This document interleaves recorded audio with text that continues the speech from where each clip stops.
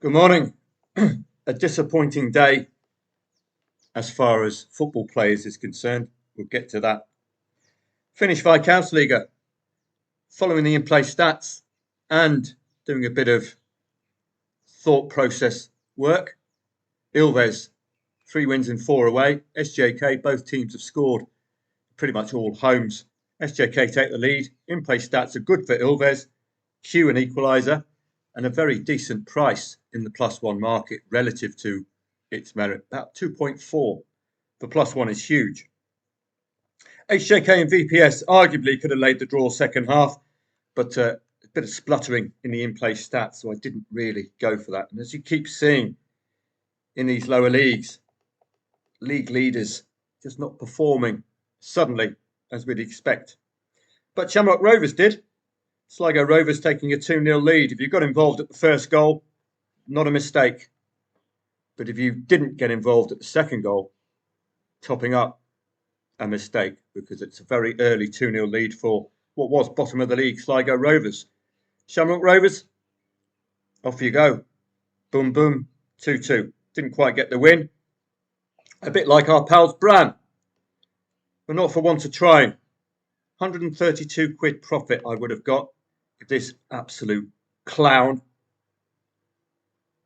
Myra, no, Finn, B. Finn, penalty missed, 86th minute. We know they score goals, I told you in the research, 75th minute onwards to get themselves out of jail. This Finn. Let's have a good look at this Finn bloke, shall we? There he is. Bart Simpson Finn. Market value, £8.81. I think if you can't miss a penalty, those decimal points are in the wrong place. You know, if you can't score a penalty. So there's old Bart Simpson Finn. Cost me 132 quid, Bart, you absolute tool. Not biased at all. Not feeling it in the pocket at all. Came away with a £5 profit on the draw, thanks to old Bart Simpson there. That's the second match we've had this week. Into Turku, laid the draw second half. Complete Egypt misses a penalty to bring us home the bacon. Viking and Stroms, always going to be a Viking win. But again, it's not reflective in the odds, is it, the result? 1.25, you're expecting Viking to go to town. One of those, you could have gone for a goal before half-time based on the in-play stats, because they really took off in the first half. Valoranger and Fred, I was a little worried with Fred because they're far better away from home. Sorry, not that their losses have accumulated against the top 4, generally speaking. So their profile is a lot better than the 3.5 indicated. And they did score first. Arguably, as you can see, in Eben's favour at home, you could have taken on the Fred lead, but I wasn't willing to do that.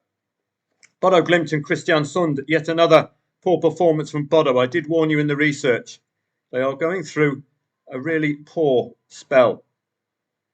Bjortoft opening the goal for them, and they couldn't follow up with a second. Where's that second goal? Bjortoft getting red carded. I don't think that caused the equaliser, but look at that, a 98th minute equaliser. This is just getting from worse to worse for Bodo Glimt this season.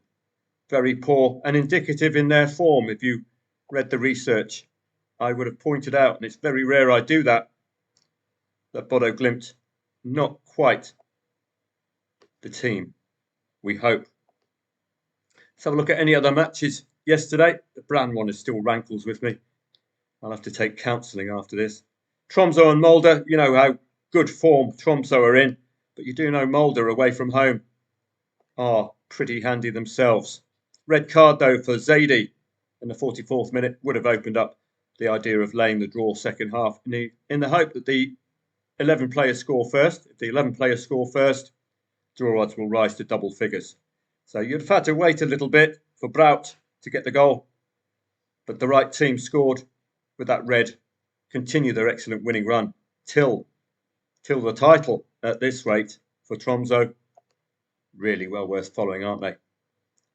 Just in that groove, picking up wins as they go along. Anything else yesterday as far as the football was concerned? Well, it's heading off to the Allsvenskan. Mjällby, possibility of laying that draw. Second half, they are league leaders. Hammarby against Värnamo. Again, this is one of those should have keep laying the draw as late as possible. Delay, delay, delay, and off we go. 91st minute, Kabore, winner. So interesting there. Delaying tactics working with that red card in play. 109, 106 might have yielded you a huge reward there. As far as the tennis is concerned yesterday, no real trading angles in.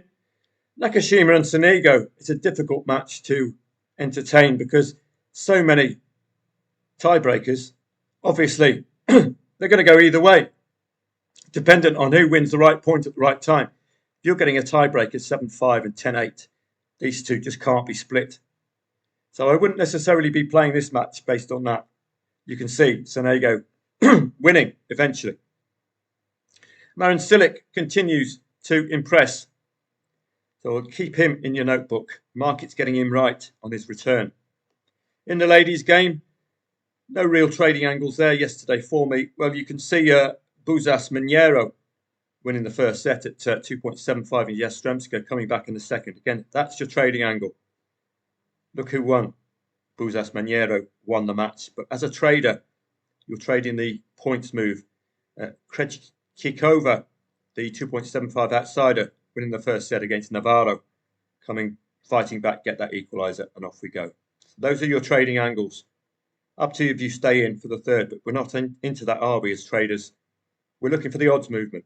And it's particularly important in tennis that you cash in or you green up at as early a point as you can with a reward relative to your liability. I think that's the way I found it to work, rather than me looking at the big profit at the end of it. Say if you've backed Navarro a set down, you get a nice big profit at the end of it, but it's the trading element that counts. So you go from that 1-0 to 1-1. Let's have a look on to today. Are we going to get another missed penalty today? I hope not. Jaro and Mariehamn, not the most entertaining match on the planet. Mariehamn far better at home than they are away. Let's have a look. So join me as I research Finland. I had to wait because these teams were playing midweek, so I couldn't research earlier. But let's have a look. Jaro and Mariehamn. This is how I would look at these matches. So immediately, 4 wins only, 3 of them away. So that translates as only 1 home win. So we already know that they might not be reliable at home, this Jaro side. Working our way down, I do look at the half-time column. I don't see anything pattern-wise there. Scoring and conceding in the last 4 and conceding in the last 5 at home. So concede, last 5 home. Both teams to score, last 4 overall, to distinguish it between being at home and overall form. So it doesn't immediately, for me, look like a readable match or a pair of trustworthy sides. Opponents tend to score first as well, as you can see. They don't tend to lead at half-time, or an opponent tends to lead at half-time, i.e. we tend to get draws 100% Jaro at home. Something to note. 100% draws half-time at home. So we'll work our way down. Anything else catch the eye? This is important to know the league positions. 10th, playing 9th. So that's 10th. This is 9th. Okay. So now we know where they are. What do you see here? Well, scoring 2 goals only against 11th and 12th, Jaro. 2 goals at home, only the 11th and 12th. That's important because if they score first today, are they really going to follow up with a second? Head-to-heads, 0-2 win. That's a positive. So we collect as much of this information as possible And if there is a conclusion to be had, it will be a strong stats-based conclusion, won't it? So we work our way down. You've got to look at the home for the home side, away for the away side, and we are sparse on goals, aren't we? 5 goals conceded in the 61st to 75th minute.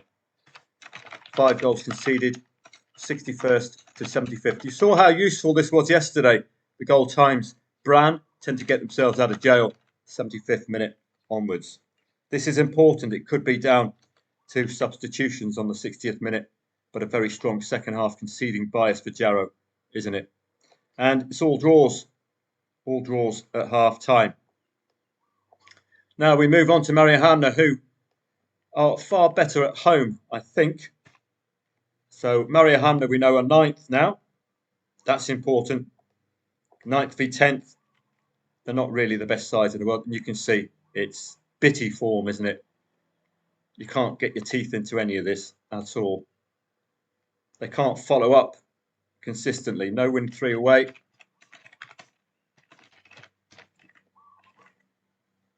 So there's no win in 3 away. We work our way down. And you can see come to life against 8th, 11th and 12th. Important.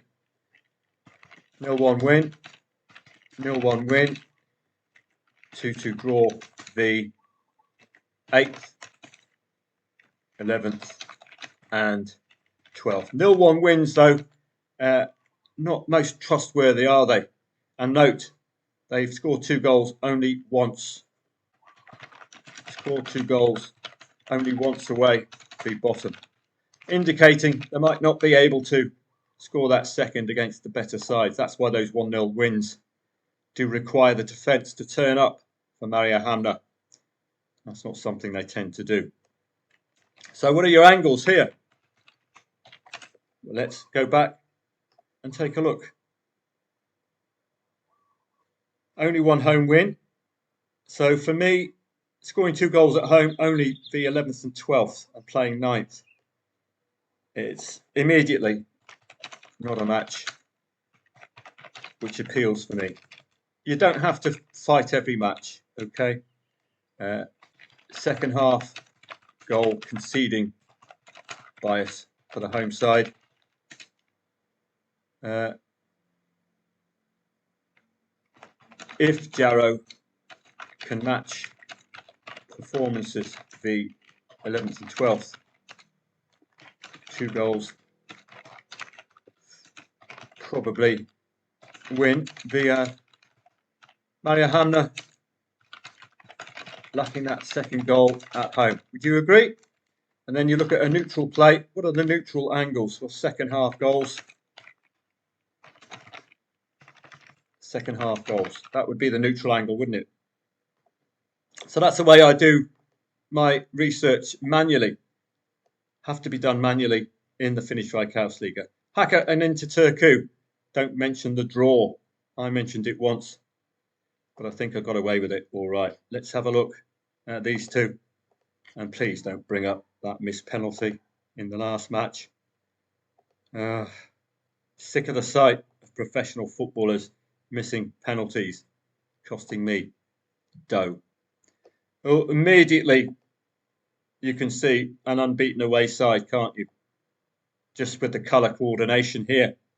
Haka, only 4 wins, 3 at home, and both teams scored. Only 4 wins, 3 at home. Both teams score in the wins. So that's important if you think Haka are going to be competitive today. If they are going to win, into Turku are likely to score, but don't mention that clown who missed the pen in the second half after us laying the draw. Very, very frustrating. Only the 1 clean sheet. That's important, particularly if they've got a tenuous lead late on. Conceded in the last 7 at home. No draw, 7 at home. Conceding last 7 at home. So they're vulnerable, aren't they? Defensively. Haka, well, the opponent tends to score first at home, don't they? 5 out of 7 matches. So if Inter Turku were in the mood today, and they could grasp this match, notably 8th against 3rd, and what can you see pattern-wise? An inability to beat the top 5. So this is why we need the league positions. 8th against 3rd, and yet to beat top 5 home and away. Very important distinction, but they haven't played 3rd, 4th or 5th. So we're making an assumption that it could be a 2+ goal concession today by Haka, depending on which Inter Turku turns up, of course. Looking at the goals table as well, I do look at 3.5, and if that's generous, it does point to 2.5, doesn't it? As a more comfortable entry point. This looks like a second half match, doesn't it? Wow. A massive 6 goals conceded in the last half hour. So, and the opposite of Bryne, where Bryne score to get themselves out of jail. This lot, the wheels fall off late on. Looking at Inter Turku, remain unbeaten, but 3 draws in 4. Just a slight concern. 3 draws in 4. Missed pen last match, which, yeah, I can feel that pain all too well. 1, 2, 3, 4 clean sheets in 6 matches. That's worth noting, because if Haka score first, will Haka follow up if this lot are keeping clean sheets recently? And 8th, a couple of 2-2 draws, but a tendency against 6th to 9th to score 2 goals. Scored 2 goals, the 6th to 9th. Important. They seem to be able to cope with mid-table. So you can see it's a very involved process, this research. It takes a long time. So I hope you appreciate it, manually done like this over a course of a lot of matches. Tend to concede if they do in the first half hour. Tend to concede away first half hour. Goal times, well, that's it. So angles, what angles would you note here with these two? Only 1 clean sheet for Haka, could see them vulnerable. Only 1 clean sheet, Haka, could see them vulnerable if leading, particularly as Inter tend to score 2 goals away the mid-table. A worrying blank last match concerns. Look to at late Haka conceding. Neutral, second half goals.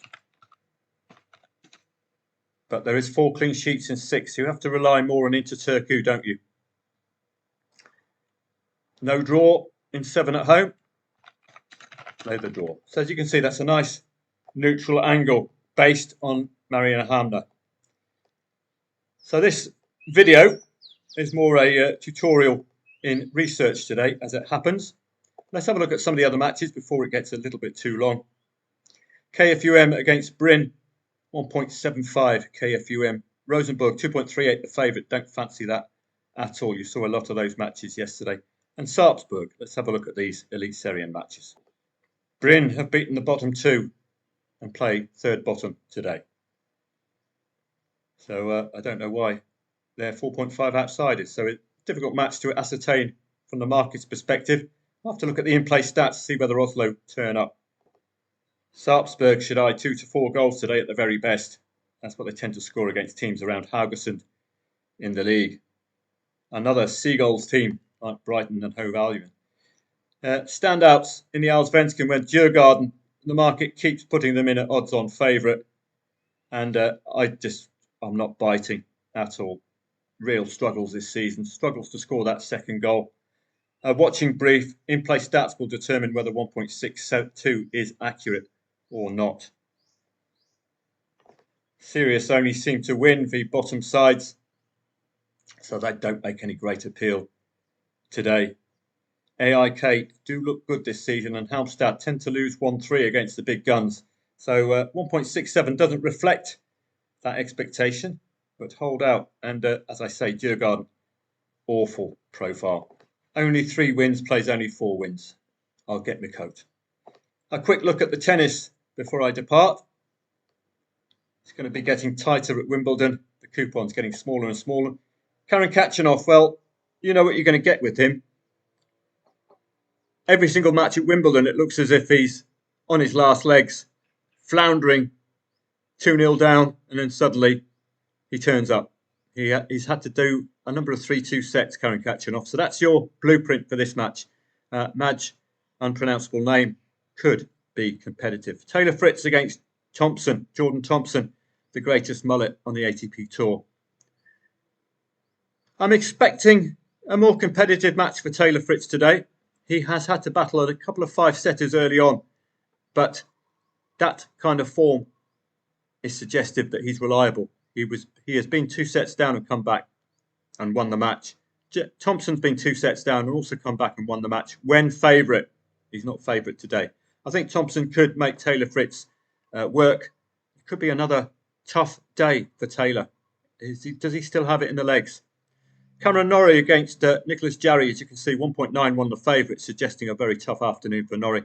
But I think his beating of Bellucci, I think, yesterday is a real strong form line. If you look at Bellucci's matches prior to meeting Norrie, very, very tough to beat. Rublev against Alcaraz.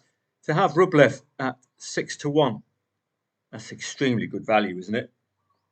For the fiery ginger-haired Russian. He's not exactly a has-been, is he? This is a Grand Slam. That's ridiculously short at the off. If it's anywhere near that at the off, it's got to be laid.